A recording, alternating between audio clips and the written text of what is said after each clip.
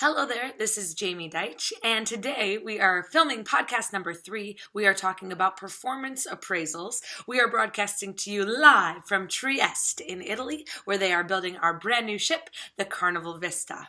Now, performance appraisal is very important. Really, you shouldn't be telling a team member anything in an appraisal that they haven't already heard all year long, but it's a great way to get all that information, discuss it with your team members, sit down, give them the time that they deserve, and really have everything documented and set goals for the year to come. Get their feedback if there's anything that they have not communicated with you in the recent past. Now, your performance appraisal encompasses several aspects, so we'll be talking about a few of those today. The first topic I'd like to discuss is the core message and why it is so important. So the core message is the key. It is the primary idea of the appraisal. It is the most challenging to come up with, but really it's the most important and the best thing. It's not necessary to wait right before your review to come up with your core message. It's something that should be ongoing, something that you've been thinking about throughout the year, because really it's evaluating their performance and thinking about the future for this team member. It's important during your appraisal to say the core message 7 times. Because that is when your team member will remember the idea that you are trying to communicate. There are 3 big aspects of the core message. They are the rating, the result, and the ramifications. So I want to discuss what each of those different aspects encompass.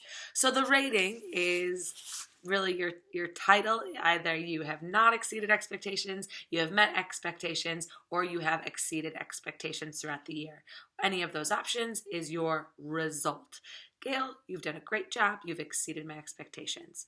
The result, there are 7 possible options of what can happen as a result of your rating. So the first one is promotion. Yay, you're moving on up. The next option is vertical growth, meaning you've done a great job and you are going to get more responsibilities in the area that you are currently working in. So an example, me as cruise director, I host a lot of events. My boss said we have a lot of active guests on this cruise. I want you to teach a Zumba class. I learned how to do that, got certified, now I do that as well. So I guess that was vertical growth. Moving up within my job, I have more to offer now.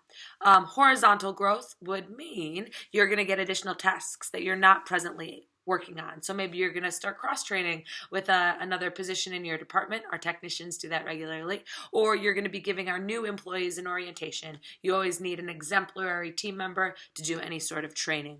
Another option is no change, meaning you're doing a fine job. You've done everything I asked. That's where we're going to end right now. You could reduce the responsibilities of a team member.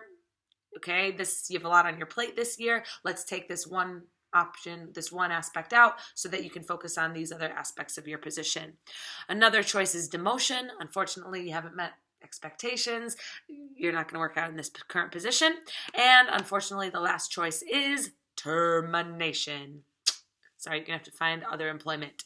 So we've talked about rating, we talked about result, and now let's discuss the ramifications.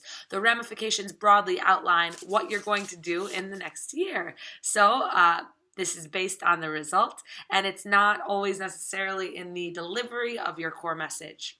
So I do want to give you an example of what a good core message would be. It would be, Joe, you've done a phenomenal job. You have exceeded expectations.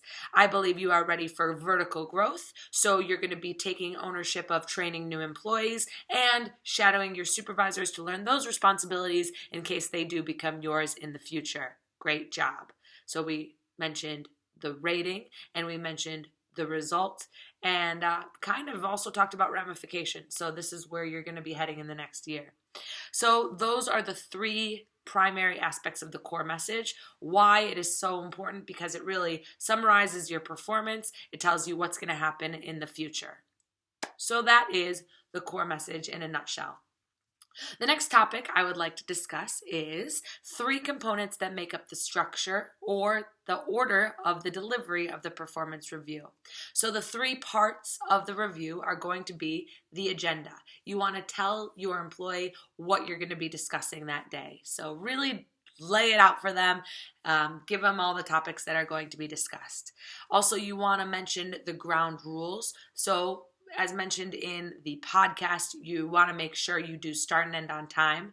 You don't want to be comparing yourself to other employees. This is an individual review. It only reflects you and your performance. Another ground rule is staying professional the entire time. You can take a break from either side if needed.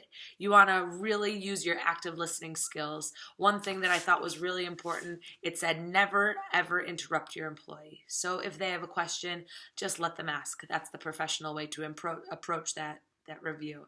And you have the right to move on if we're stuck, and no calls should be taken or made. I liked the podcast again that you showed where this guy was completely distracted.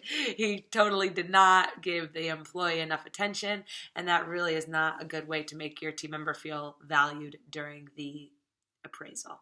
So the agenda, the ground rules, and the third part of the appraisal is the core message, which we have already discussed. Another important factor is how to structure your delivery. You want to go through areas where you agree first. That's going to be the easiest way to go through this appraisal. You should have already given the team member a copy of their review at least 24 hours in advance. This is so nothing comes as a surprise.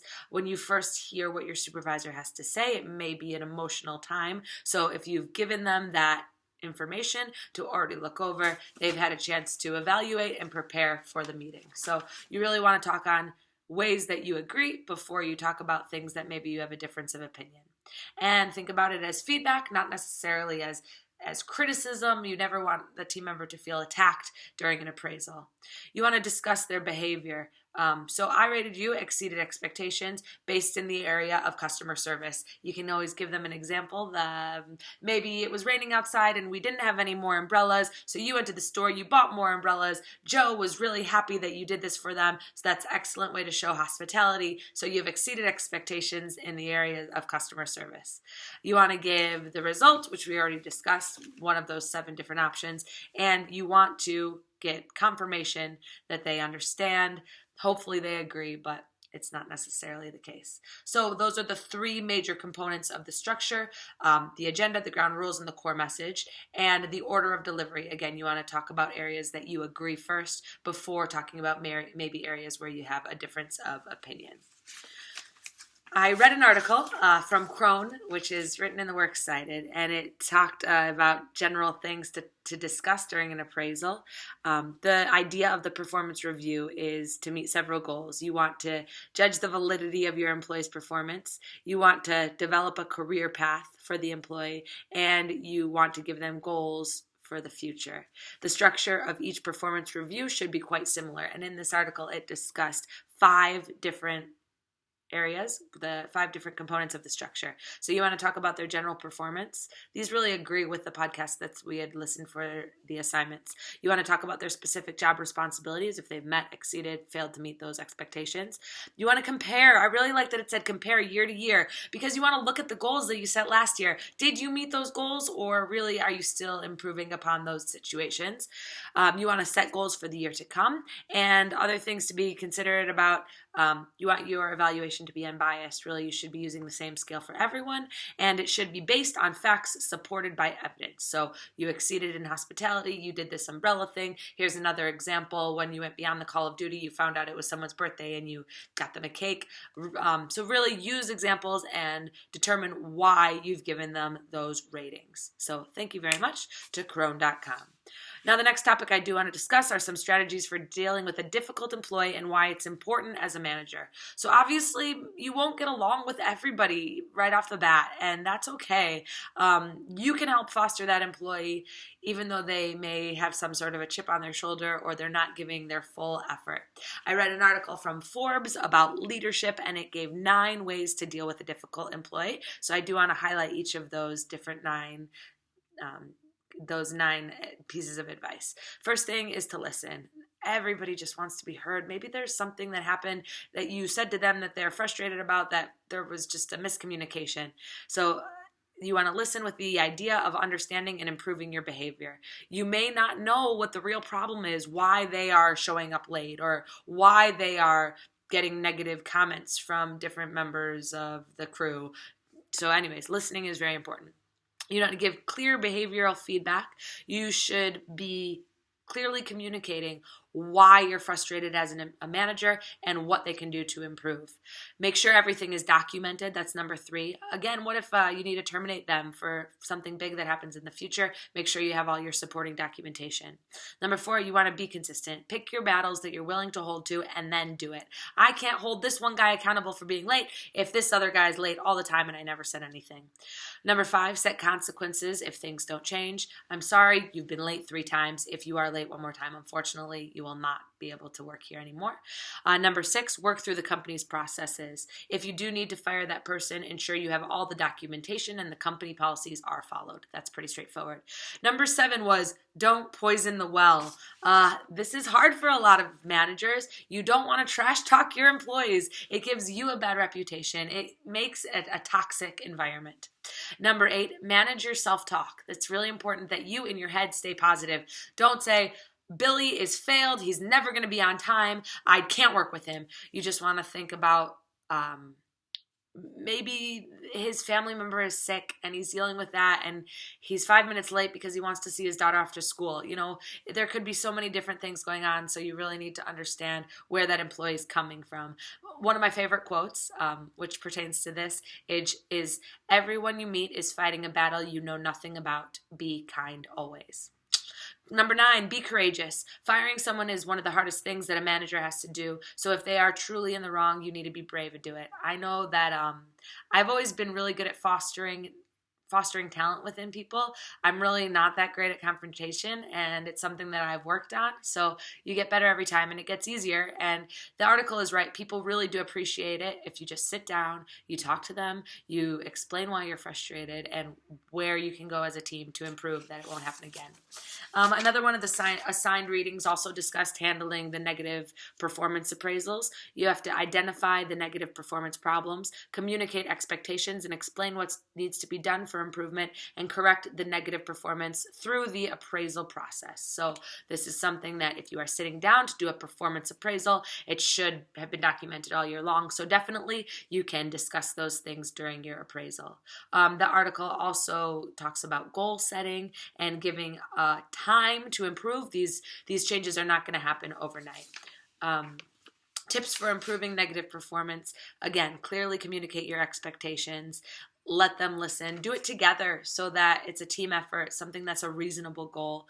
You have to give positive feedback as well if you see they are improving their performance, and also give team members time. Meet with them periodically to discuss how it's going. Talk about if you've seen positive or negative changes. So I guess the best advice for dealing with a negative employee is listen and be patient and give them the care and the consideration that they deserve.